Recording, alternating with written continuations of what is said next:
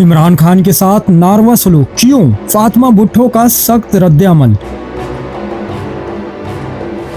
फातिमा भुट्टो ने social media पर इमरान खान के साथ होने वाले गैर इंसानी सलूक पर आवाज उठाई है। इनका कहना है कि ये सियासत या जमात का मसला नहीं बल्कि इंसानी शराफत का मामला है।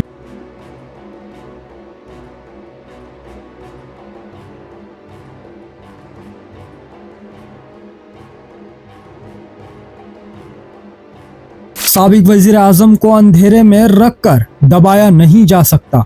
कमेंट सेक्शन में अपनी कीमती राय से जरूर आगाह करें।